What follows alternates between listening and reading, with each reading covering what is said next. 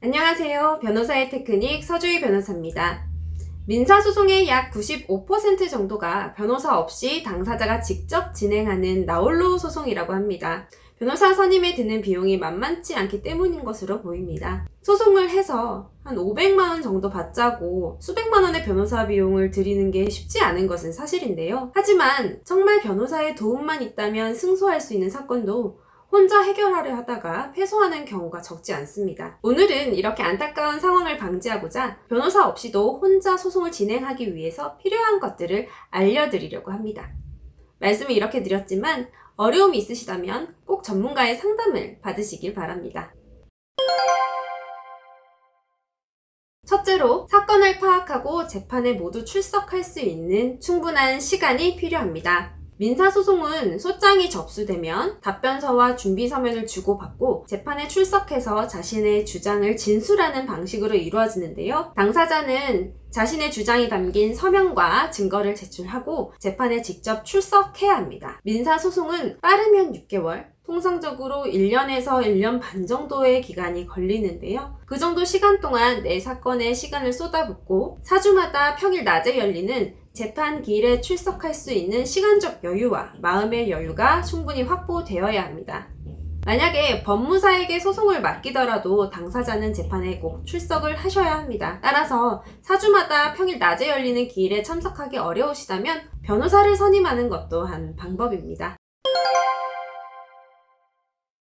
두 번째로, 민사소송 절차에 대해서 잘 파악하고 계셔야 합니다. 민사소송은 내가 나의 주장과 억울함을 판사님께 잘 말씀드린다고 해서 승소할 수 있는 것이 아닙니다. 법원이 발부하는 각종 보정명령에 대해서 답변을 해야 할 수도 있고, 증거 수집을 위해서 사실조회 신청, 증인 신청, 문서 제출 명령 신청을 해야 하는 경우도 있습니다. 제가 든 이런 예시 말고도 법원이 요청하는 각종 절차들이 있을 수 있습니다. 이러한 민사소송 절차를 미리 잘 파악하고 계셔서 소송에 불이익을 받는 일이 없도록 하셔야겠습니다.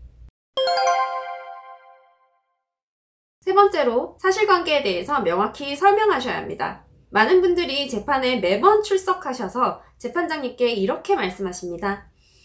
재판장님, 저 사람은 제가 아는 어떤 사람입니다. 저 사람이 제가 처음 만나서 이런 얘기를 했습니다. 그리고 그 사람이 지금 법원에 이런 서류를 냈는데 저는 그 서류를 본 적도 없습니다. 저 사람은 약자인 저를 괴롭히기 위해서 거짓말하고 있습니다.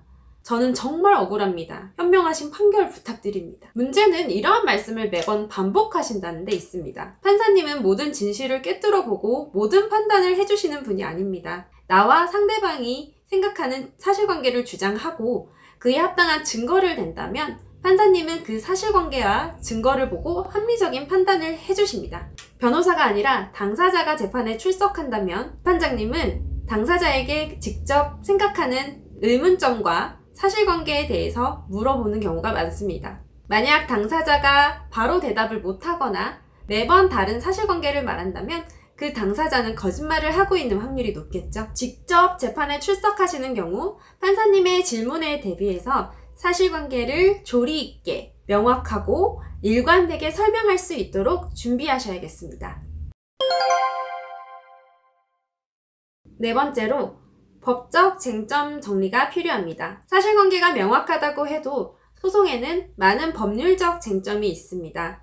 법률적 쟁점만 잘 파악한다면 쉽게 이길 수 있는 사건들이 있는데요. 제가 얼마 전에 진행했던 사건은 상대방이 저희 의뢰인과 외국에서만 소송을 하기로 합의한 사건이었습니다. 저희는 일단 먼저 한국에 소송을 제기했고 상대방은 관할에 대해서 어떠한 주장도 하지 않고 소송을 진행했습니다. 결국 한국에서의 관할은 인정되었고 상대방은 패소하고 말았습니다. 사실 상대방은 우리는 외국에서만 재판을 하기로 합의를 했다 라고만 주장을 했다면 저희 의뢰인은 소송에서도 패소하고 외국에서 다시 재판을 할 수밖에 없는 상황이었는데요.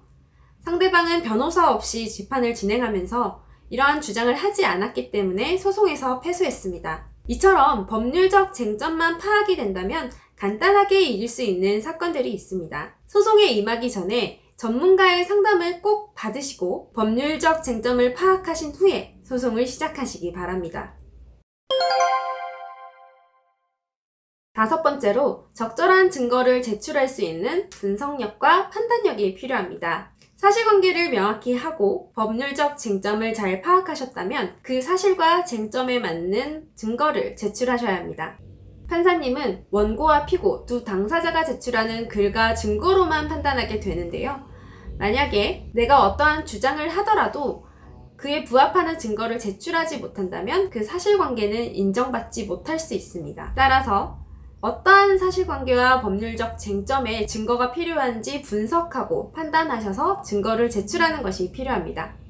간혹 승소하기 위해서 불법적으로 얻은 증거나 자신에게 불리한 혹은 형사처벌을 받을 수 있는 증거를 제출하시는 경우가 있습니다. 또 자신이 원하는 대로 증언을 해줄 증인이 있으니 증거는 확보되었다고 생각하시는 분들도 있습니다.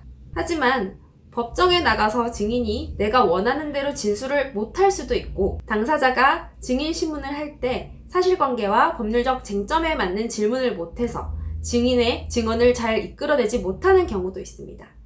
이러한 경우 증거로 인정되지 못해서 소송에 불리할 수 있습니다. 사건을 분석해서 필요한 증거를 수집하고 증거를 제출하는 것이 나에게 유리한지 불리한지 잘 판단해서 제출하실 수 있다면 혼자서도 소송을 진행해서 충분히 승소하실 수 있습니다. 오늘은 혼자서 민사소송을 진행하기 위해서 필요한 것들에 대해서 알아보았는데요. 생각보다 어렵고 복잡하다고 느끼실 수 있습니다.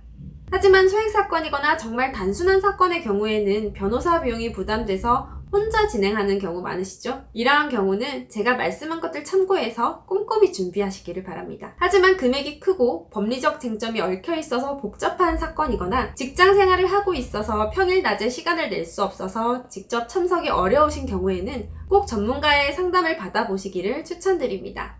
평생 한번 있을까 말까한 소송인데 비용이 아까워서 혼자 고민하다가 패소한다면 그것만큼 아까운 것도 없으니까요. 저희 법무법인 예율은 의뢰인의 편에서 법률 분쟁을 해결하고 의뢰인의 힘든 마음의 짐을 함께 짊어지고자 노력하고 있습니다. 법률 분쟁으로 고민하고 계신 모든 여러분의 건승을 기원합니다.